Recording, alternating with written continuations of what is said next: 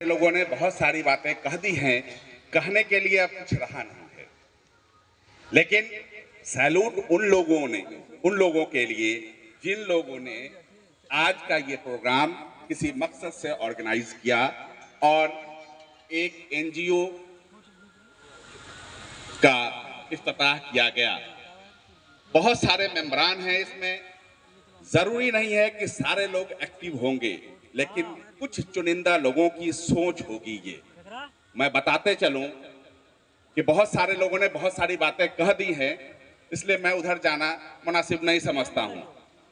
लेकिन एक सोच, एक ख्वाब ताबीर होगी तब जब एक बेचैनी होगी आप लोगों के साथ।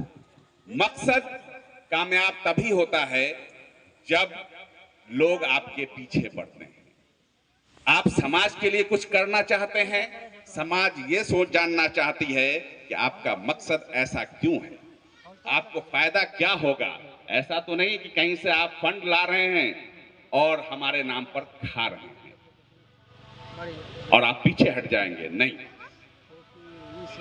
आपको समी साहब ने बताया कि फंड क्रिएट करने का एक तरीका, बहुत सारे तरीका होंगे, बहुत सारे लोग मशवरा देंगे। एक तरीका ये भी है कि जिस सोसाइटी में आप रह रहे हैं उस सोसाइटी में ज़कात निकालने का एक प्रचलन है जो धर्म के एतबार से है, और वो पैसा जो आपके समाज में यूटिलाइज हो सके, अगर उसमें से कुछ ताउन आपके फाउंडेशन को कर दिया जाए तो आपको एक एनर्जी मिलेगी, कुछ काम करने के लिए हौसला मिलेगा।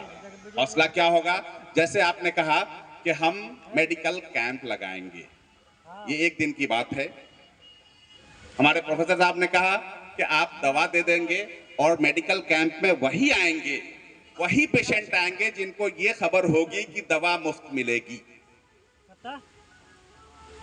बीमारी है या नहीं है ये सेकेंडरी है, दवा मुफ्त है, दौड़े चले आएंगे। हम ये नहीं जानना चाहते अपने सेहत के बारे में कि वाकई हम जांच करा लें, मैं देखने में चंगा हूं लेकिन कहीं कुछ प्रॉब्लम तो नहीं है। अगर 40 से ज्यादा उम्र हो गई तो बीपी का बीमारी तो नहीं हो गया? बीपी लो भी हो सकता है, हाई भी हो सकता है ना? शुगर तो नहीं हो गया, ओवरवेट तो नहीं है? ये जानने की उत्सुकता हमारे समाज में और खास करके जिस धर्म से हम हैं उस समाज में और भी नहीं। क्यों? क्योंकि आपकी पहली प्राथमिकता जो रखी गई है वो है शिक्षा। शिक्षा कितना % है ये हम लोग देख रहे हैं। अगर एक काम आप कर लें कि सबको शिक्षित बना दें, शिक्षा का मतलब सिर्फ ये नहीं है कि हम किताब पढ़ लें, 10th कर लें, 12th कर लें, ग्रेजुएट हो जाएं और घर पर बैठे रहें। शिक्षा का मतलब है कोई ऐसी शिक्षा जिसकी जानकारी लेकर हम अपनी जिंदगी संवार लें,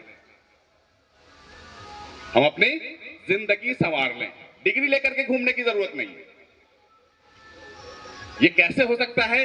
तो सबसे पहले सरकार की कुछ शरायत है। सरकार कहती है कि हम 10th तक बच्चों को किताबें मुफ्त में देंगे, स्कूल आइए, खाना खिलाएंगे और साइकिल देंगे, कपड़ा देंगे, ये सारी चीजें सरकार कहती है। फिर आप क्या करेंगे? आपकी क्यों जरूरत है?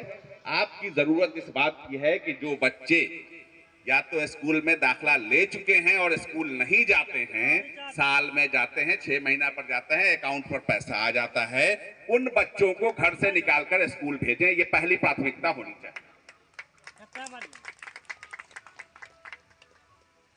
कुछ वक्ताओं ने कहा कि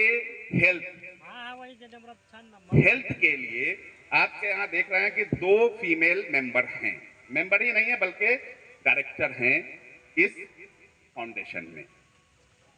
और महिलाओं को जोड़िए और महिलाओं के बीच भेजिए जो महिलाएं पढ़ी लिखी नहीं हैं, समाज में वो सबसे शोषित हैं, वो अपनी बात किसी से शेयर नहीं कर पाती हैं। कुछ बीमारियां हैं जिनके बारे में समरेंद्र जी ने बताया कि कुछ महिलाओं का प्रॉब्लम है जो वो अपने मेल मेंबर को या अपने घर के किसी बड़ी औरतों को नहीं बता पाती हैं। और बताएंगे भी कैसे, क्योंकि आज शादी होता है 6 महीना के बाद परिवार अलग हो जाता है, तो न सास के साथ होते हैं हम, न माँ के साथ होते हैं। तो सिखाएगा कौन, बताएगा कौन? तो महिलाओं को जागरूक करें, शिक्षा महिलाओं को पहले दें। पहली प्राथमिकता होनी चाहिए कि शिक्षा महिलाओं को दें। क्यों? जैसे एक भाई साहब ने कहा कि महिला अगर एक पढ़ेगी तो पूरा समाज पढ़ेगा। एक महिला शिक्षित होगी तो उसके जितने बच्चे हैं वो शिक्षित होंगे। और हर एक आदमी चाहता है कि हम पढ़े लिखे हैं तो हमारा शादी जो हो वो शिक्षित महिला से हो। चाहते हैं ना? क्यों? क्योंकि फिर हमारा जो परिवार बढ़े वो शिक्षा की तरफ आगे बढ़े। तो क्या जो हमारे घर में पुरानी औरतें या बड़ी लड़कियां नहीं पढ़ सकी, उनकी कोई व्यवस्था नहीं होगी, उनके शादियों में प्रॉब्लम होगा? आप इस फाउंडेशन के जरिए क्या कर सकते हैं कि आप छोटे छोटे टोलों में एक एक शिक्षित लोगों को ड्यूटी दे दें। बात समझ रहे हैं आप लोग? एक जिम्मेदारी दे दें कि आपको 1 घंटा उस महिला, 4 महिला, 5 महिला या लड़कियां सबों को एक साथ बैठ करके, अगर कोई ऐसे लोग हैं जो आलिम हैं, अरबी जानते हैं, वो अरबी सिखाएं। जो साइंस एंड टेक्नोलॉजी जानते हैं वो साइंस एंड टेक्नोलॉजी के बारे में पढ़ाएं। जो कुछ नहीं जानते हैं, स्किल जानते हैं, घर में, गांव में, समाज में, हर समाज में 4-5 दर्जी मिलते हैं जो कपड़ा सीना जानते हैं। उनको कहिए कि आप 1 घंटा कपड़ा कटिंग करना महिलाओं को सिखा दें। आप एक व्यवस्था कीजिए जहां सिलाई मशीन रखी हो 4 उस मोहल्ले में, उस समाज में, उस सोसाइटी में, जहां वो कटिंग को महिला सीने का काम जाकर के सीख सके।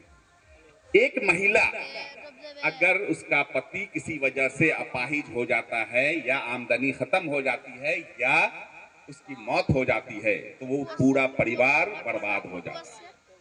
आप उसका डेवलपमेंट, वो जब सोसाइटी में काम करने लगेगी, अगर वो पढ़ चुकी है तो पढ़ा सकती है, अगर कोई स्किल सीख चुकी है तो वो सिखा सकती है, नहीं सिखा सकती है तो वो काम कर सकती है, और वो अपने परिवार को अच्छी शिक्षा, अच्छी सेहत दे सकती है। ये लोग आपको मदद करेंगे।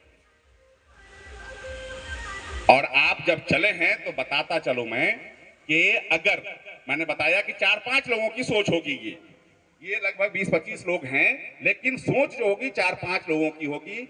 बहुत सारे वक्ताओं ने कहा कि 2-3 लोग या बहुत लोग ऐसा होता है कि बंद कर देते हैं, छोड़ देते हैं, समाज उनको डिस्टर्ब करती है, लगता है कमा रहा है बच्चा, कमा नहीं रहा है। ये अंदर से फील हुआ कि हमारा सोसाइटी, हमारा समाज, हमारा जो ये टोला पंचायत है ये डेवलप नहीं है। जब ये बाहर जाते होंगे तो वहां पूछा जाता होगा कि आपके कितने लोग ऐसे हैं जो बिजनेसमैन हैं आपके गांव में, तो मैक्सिमम लोग लेबर हैं।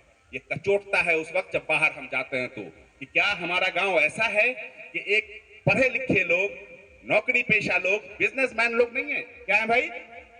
तो मैक्सिमम लोग लेबर हैं। ये बिहार के हर समाज में, हर गांव में, हर प्रखंड में यही पोजीशन है।